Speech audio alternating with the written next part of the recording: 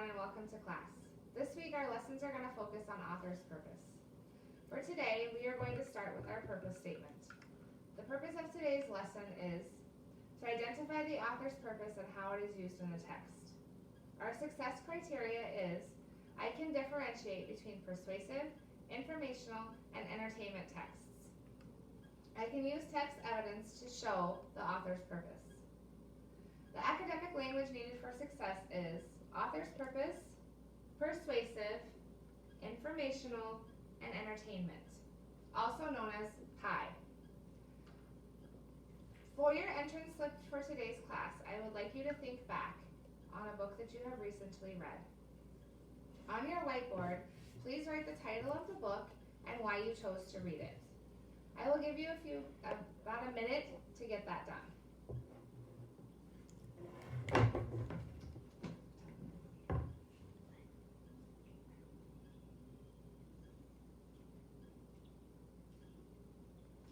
Okay, let's see what everyone has. Please hold your board up and turn it around so that I can see everyone's. Good. I see a lot of good books that you guys chose. I also see a lot of textbooks.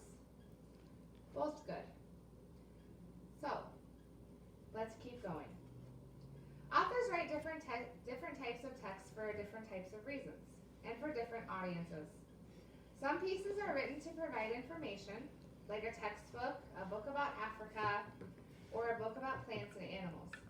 These books are non-fiction texts, and we read them to learn more about a topic. Other pieces of writing or pieces of text are written to convince a reader of something. They're trying to convince the thought or an idea, trying to get someone to believe their point of view, like a political advertisement, brochure, editorial, debate, or a review. Lastly, other texts are written to entertain. They're simply there to provide joy to the reader. They're books that you would call like your fun books or your free reading book or the book you have at home that you pull out on a rainy day. Those are all different forms of author's purpose. Today we are going to focus on those forms in our lesson. So I wrote this chart up here for us to help us organize our thinking and the definitions of the terminology that we are going to need to know. So author's purpose. Again, it means why did the author choose to write this? What's the audience that he or she is looking for? We're going to use the acronym PIE so that we can remember what author's purpose is. PIE stands for persuade, inform, or entertain. If the author is writing a persuasive text, or the P in PIE, he's trying to convince the reader to believe in what the author is saying. Examples of those are like political ads, editorials, debates, or like movie reviews. The second option that we have is inform. This would be considered an informational text. The author is providing information on a subject or a topic to the reader. Examples would be your textbooks, encyclopedias, a book about plants or animals, or marine life. The last option is entertain. That's where the E comes in. Entertainment books are there to provide joy to the reader. There's something that you just enjoy reading. You don't have to, you're not required to, you're just doing it simply because you like the book. Examples of those would be novels, comic books, magazines, or poetry. How does everyone feel about that? Is there any questions about what the PIE stands for? Good. Okay, let's move on.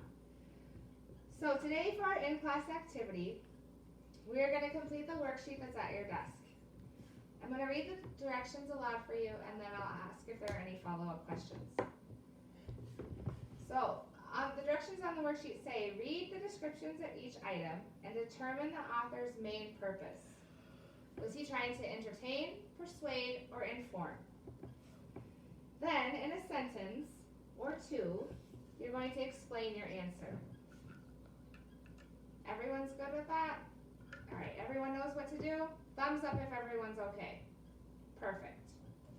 All right, for number one, a story about a family trying to stick together to survive through the Great Depression in the Midwest in the 1930s. Let's think.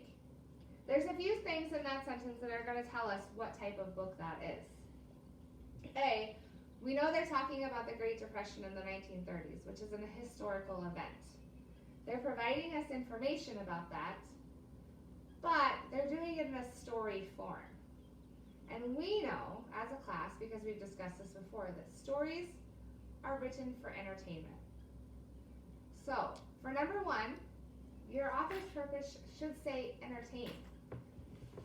The reason for entertainment is because it's a story, and stories are simply written to entertain the reader. Okay, now look at number two.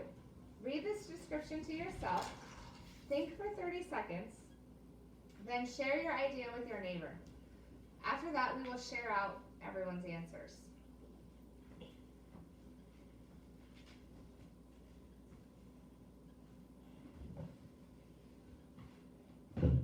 I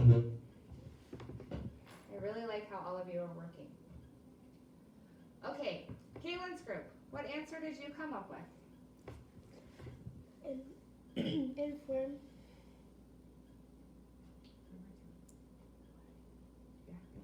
How did you come up with informational? Because it's telling you information about the Great Depression in the Midwest.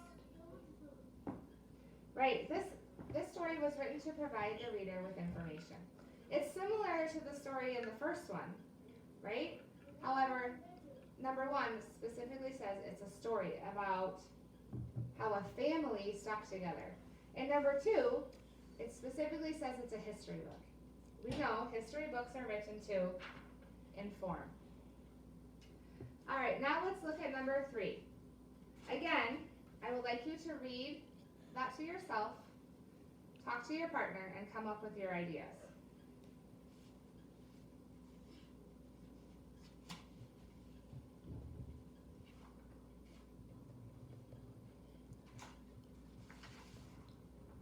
Okay. What did everyone get for number three? Raise your hand if you think that the text is entertain. Good. No one thinks that. All right. Raise your hand if you think it's to persuade. Is the author trying to persuade you to purchase a smartphone? No, right? So no one picked persuade. Raise your hand if you think it's informational. Oh, wow, everyone's hands. Good. You're right. It's informational. This was written to inform the reader. It's providing the reader directions on how to operate his or her telephone. Okay. Now I think you guys are ready to continue this skill on your own.